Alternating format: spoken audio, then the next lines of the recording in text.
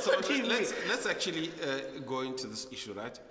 Where one gets their tax advice from. It's very important. Who are actually the true people? Is there a certification that the government anoints that the stig is now a tax practitioner? The lady is now a tax practitioner. Who is actually allowed to give tax advice? Because the dudes in the hood, they, after sipping some 1 liter quart, they're giving tax advices, and then. And you trust this guy because he's a clerk at SARS. He's a clerk at SARS.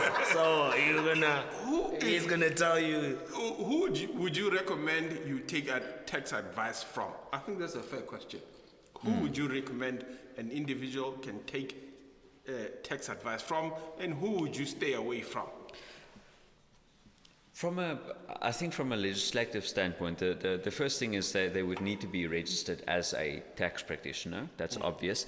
And tax practitioners are registered usually with, and they must be registered with a corporate body. So whether it is IRBA, like the auditors, whether it's SITE, like the tax practitioners, whether it's SIPA, the professional accountants, SICA, the chartered accountants. If you're registered with them, you can be a tax practitioner. Sorry.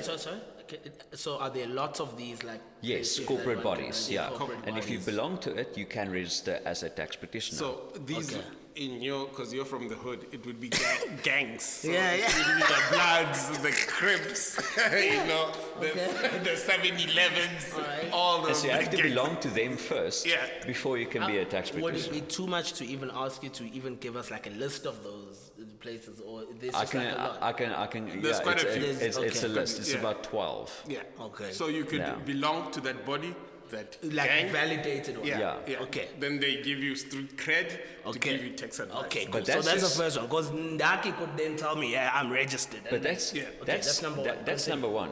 Now I'm going to give you 3 levels because people only look at number 1. Andre, you're hot Number right 2. now. Let's go. How much experience do you have? What type of clientele do you deal with? Do you deal with artists? Do you deal with people who run rental companies? Do you deal with people who run farms?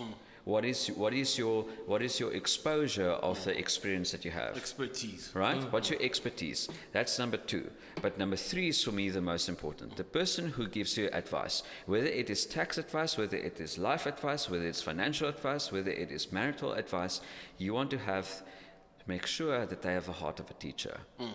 When you sit down with them, you want to walk away knowing more than what you walked in with.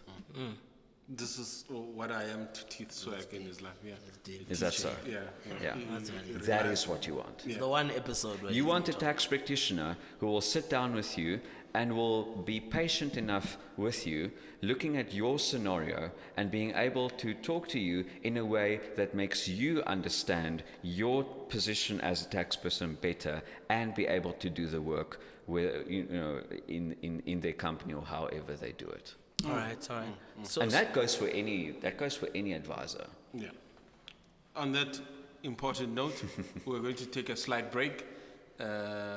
When we come back, we're going to look at more questions around the company taxes, things like why companies, pay the heavy rates that they do compared to individuals, and so forth.